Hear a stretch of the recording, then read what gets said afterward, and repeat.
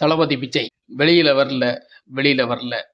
தமிழக வெற்றிக் கழகம் கட்சி தலைவரான தளபதி விஜய் எப்போதும் வீட்டில் இருக்கிறார், இல்லாத ரகசியமாக நடமாடிக் கொண்டிருக்கிறார் என்று அவர் மீது பயங்கரமான ஒரு குற்றச்சாட்டை மக்கள் வைத்துக் கொண்டே இருந்தது. கட்சியில் மும்புறமாக ஆன போதும் அவர் மறைமுகமாக செயல்படுவது வேடிக்கையாக இருக்கிறது. மக்களை இனபூர்வமான சில விஷயங்களை இவர் எப்படி தெரிந்து கொள்ளப் போகிறார் என்ற சிந்தனையும் அப்படி இருக்கும்போதுதான் இப்போது வெளியில் வந்திருக்கிறார். அதாவது மத ஒற்றுமைக்காக முஸ்லிம் மக்களின் மசூதியில் அவரும் அந்த மக்கள் கூட சேர்ந்து நோன்பு விசாரணை இதிலே அவர் கலந்து கொண்டிருக்கிறாரு. அந்த நிகழ்ச்சியில் கலந்து கொண்டு நோன்புக்காக இருந்திருக்கிறார். தற்காலிகமாக இது அரசியலில் இருக்கிற எல்லாருக்குமே இந்த மாதிரி மத ஒற்றுமைக்காக செயல்படுவது வழக்கம்தான். அதைத்தான் திரும்பவும் விஜயும் செய்திருக்கிறார். இது நமக்கு அரசியல் என்று சொல்வதற்கு மிக அல்ல, இருந்தாலும் அரசியல் என்று சொல்வதுதான் உண்மை என்பதும் தெரிகிறது.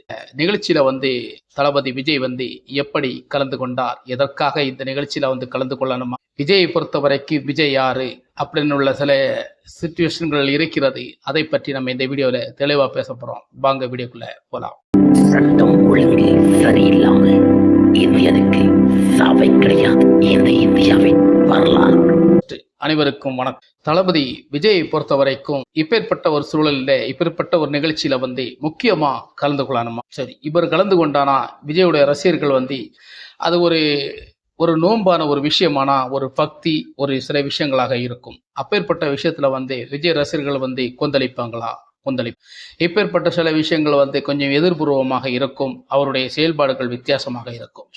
இந்த நோம்பில நீங்க கலந்து கொண்டீங்க. நீங்க சாதாரணமாக உங்க விஜயாக நீங்க முழுக்க ஒரு கிறிஸ்துவர் எல்லாருக்கும் தெரியும். மொத்தத்துல எல்லாருக்கும் தெரியும் நீங்க ஒரு முழுக்க ஒரு கிறிஸ்டியன். அப்படி இருக்கையில் நீங்க இதுல எப்படி நீங்க கலந்து கொள்ளலாம் அப்படின்னு உள்ள ஒரு கேள்வி எழும்பினாலும், முஸ்லிமின் அந்த மௌன தியான இல்லத்துக்கு விஜய் சென்றிருப்பது அது நல்ல ஒரு விஷயம்தான். மனிதனை மதமாகவும் பிரித்து பார்க்காத அளவிற்கு நல்ல ஒரு சிந்தனை ஏற்படுத்தக்கூடிய ஒரு விஷயமாகத்தான் அதை நம்ம கருத்தில் எடுத்துக்கொள்ள முடியும்.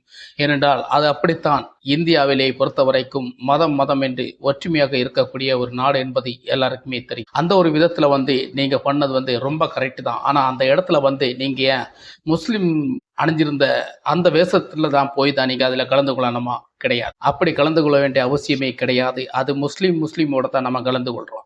இது நீங்க சாதாரண உங்க கிறிஸ்டிய இதுலயே நீங்க போயிருந்தானா ஒரு மனிதனுக்கும் ஒரு மத வித்தியாசங்கள் இல்லாம அது ஒரு செயல்பாடாக இருக்கும் இல்லையா? அப்படிப்பட்ட ஒரு சிந்தனை நீங்க எடுத்துக்கொள்ளலாமே. அந்த மாதிரி சிந்தனை வச்சு நீங்க சாதாரண கிறிஸ்தவர் என்பது எனக்கு எல்லாருக்குமே தெரியும்.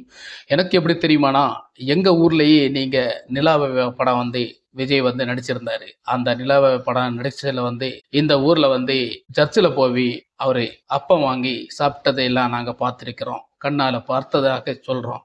அதனால அப்படி இருந்த ஒரு கிறிஸ்துவ மதத்துல ஒரு தீவிரமான ஒரு ஆள் தான் விஜய். ஒரிஜினல் கிறிஸ்தவ மதத்துல, அதுவும் நம்முடைய கத்தோலிக்க திருச்சபையில உள்ள ஒரு கிறிஸ்தவர் அவர். இப்பேற்பட்ட ஒரு மனிதர் இந்த மாதிரி இடங்கள்ல சாதாரண விஜயாகவே போயிருக்கிறது தான் முக்கியமாக கருதணும். அப்படித்தான் இருந்திருக்கணும். அதுல நீங்க முஸ்லீம் வேஷம் போட்டு போறதுல கொஞ்சம் இதா இருக்கிறது. இதுல தான் நம்மளுடைய அரசியல்கள் சில நேரங்கள்ல எட்டி பார்க்கிறது என்று சொல்ல முடியும். நீங்க போனது கரெக்ட் தான். ஆனா அந்த மதம் என்று சில வேறுபாடுகள் எல்லாம் அங்கே இருக்கக்கூடாது என்பதற்கான ஒரு ஒற்றுமையை வளர்த்துவதற்கான சில முனைப்புகள் தான் இது முன்னாடியே நம்ம பார்த்திருக்கிறோம். பல கட்சி தலைவர்கள் எல்லாம் இப்படித்தான் பண்ணுவார்கள். அதை நீங்க பண்றதை நாங்க எதிர்பார்க்கல.